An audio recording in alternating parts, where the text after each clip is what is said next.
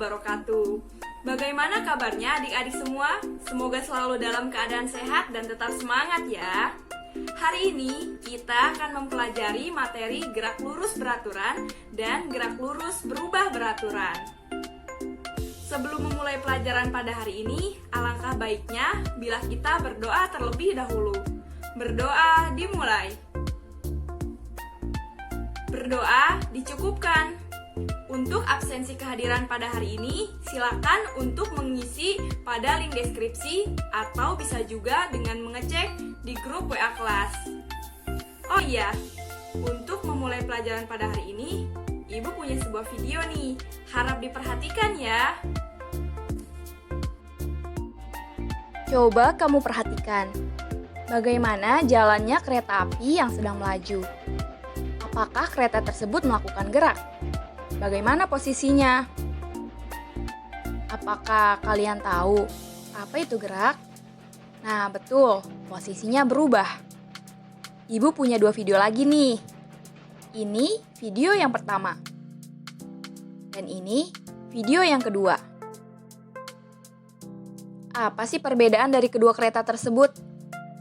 Nah, nanti akan terjawab setelah kita mempelajari materi pada hari ini.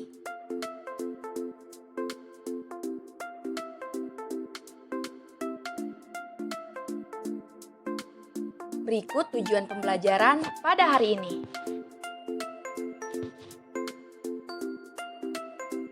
Pada pembelajaran kali ini, akan ada dua hal yang kita bahas pada bab kinematika gerak, yaitu gerak lurus beraturan atau GLB dan gerak lurus berubah beraturan atau GLBB. Sebelumnya, apa sih yang dimaksud dengan gerak? Gerak merupakan keadaan di mana suatu benda berubah kedudukan atau posisinya terhadap titik acuan. Kemudian, apa itu GLB dan apa itu GLBB? Seperti yang sudah dijelaskan tadi, bahwa GLB adalah gerak lurus beraturan, sedangkan GLBB adalah gerak lurus berubah beraturan. Untuk GLB, dia memiliki kecepatan yang konstan.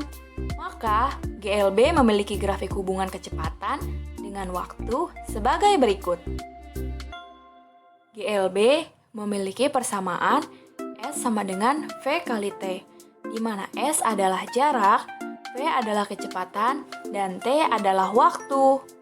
Sedangkan untuk GLBB, dia memiliki kecepatan yang berubah secara teratur. Maka, GLBB memiliki grafik hubungan kecepatan dengan waktu sebagai berikut. Nah, tadi kan sudah disebutkan bahwa GLB memiliki kecepatan yang konstan. Maksud konstan di sini, contohnya adalah ketika ada kereta bergerak pada detik pertama dengan kecepatan 60 meter per sekon, maka pada detik kedua pun akan bergerak dengan kecepatan yang sama, yaitu 60 meter per sekon.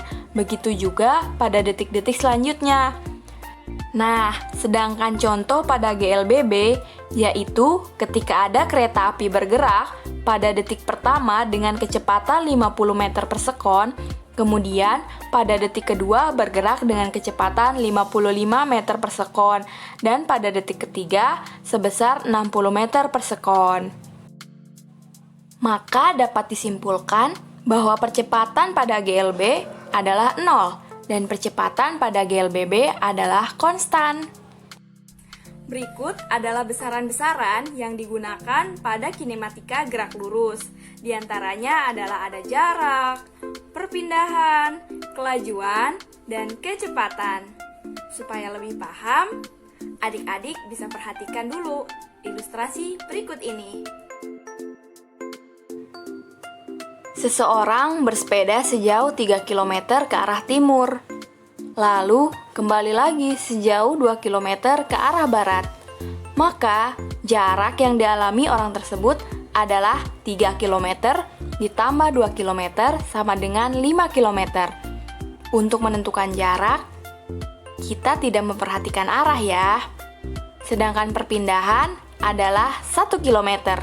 Karena setelah bersepeda sejauh 3 km, orang tersebut kembali lagi sejauh 2 km.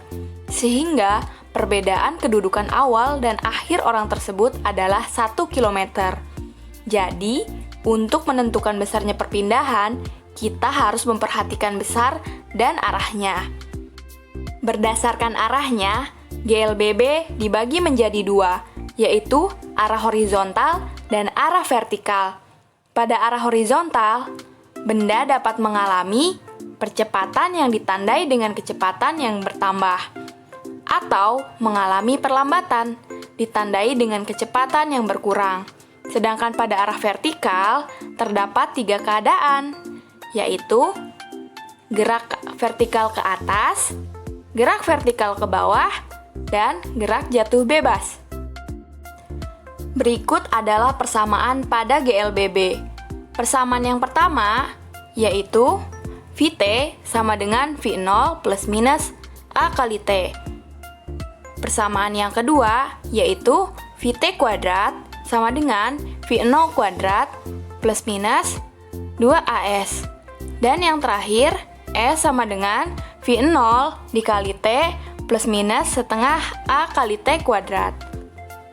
Di mana Vt sama dengan kecepatan akhir, sedangkan V0 adalah kecepatan awal, S adalah jarak, A adalah percepatan, dan T adalah waktu. Gerak vertikal ke atas atau GVA adalah gerak vertikal menjauhi pusat bumi yang memiliki kecepatan awal dan percepatannya adalah percepatan gravitasi bumi. Nah, mari kita lihat lagi persamaan GLBB. Untuk gerak vertikal ke atas merupakan contoh dari GLBB diperlambat, maka tanda plus minusnya pada persamaan GLBB yang kita pakai adalah tanda minus. Persamaannya berubah menjadi Vt sama dengan V0 dikurangi G kali T.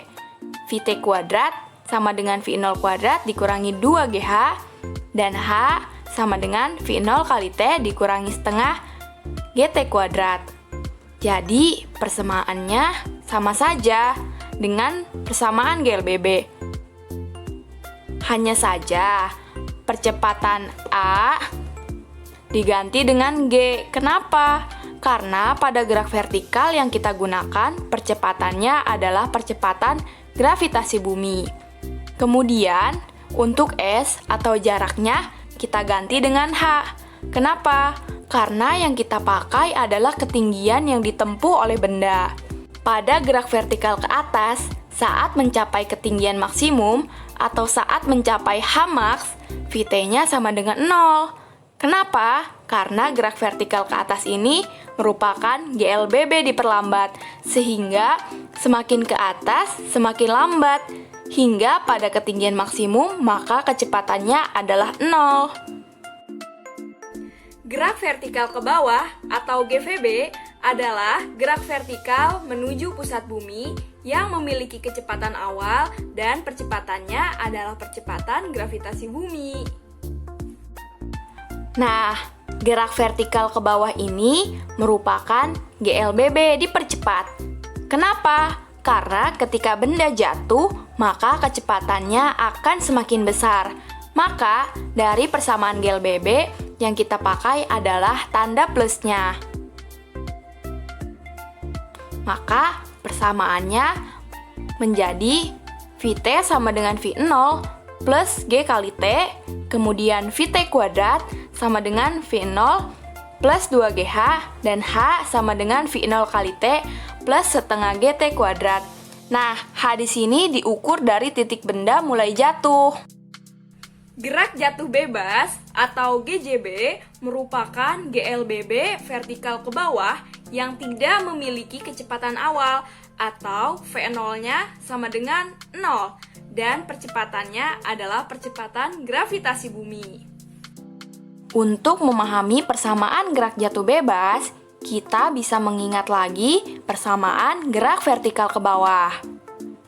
Nah, karena pada gerak jatuh bebas, V0-nya sama dengan 0, maka persamaannya menjadi Vt sama dengan Gt, kemudian Vt kuadrat sama dengan 2GH, dan H sama dengan setengah GT kuadrat. Nah, sekarang kita sudah mempelajari besaran-besaran dalam GLB dan juga GLBB.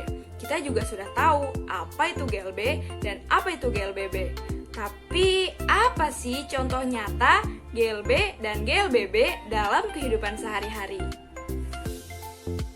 Contoh GLB dalam kehidupan sehari-hari, yang pertama adalah kereta yang melaju di rel dengan kecepatan tetap seperti yang sudah ditampilkan di video awal tadi. Kemudian, mobil yang berjalan dengan kecepatan tetap. Yang ketiga, seseorang yang berjalan dengan kecepatan tetap. Kemudian, contoh GLBB dalam kehidupan sehari-hari. Contohnya adalah kereta api yang mula-mula diam, kemudian perlahan-lahan bergerak dengan perubahan kecepatan. Kemudian, mobil yang direm. Lalu, bola yang jatuh bebas. Dan air yang jatuh dari air terjun. Nah, masih banyak lagi contoh nyata GLB dan GLBB dalam kehidupan sehari-hari, selain yang sudah disebutkan tadi. Silakan sebutkan contoh lainnya di kolom komentar ya. Bagaimana pembelajaran hari ini? Apakah masih ada yang sulit untuk dipahami? Jika iya, silakan sampaikan di grup WA atau di kolom komentar. Untuk pembelajaran hari ini, Ibu cukupkan sekian. Marilah kita tutup dengan pembacaan hamdalah. Alhamdulillahirobbil alamin. Wassalamualaikum warahmatullahi wabarakatuh.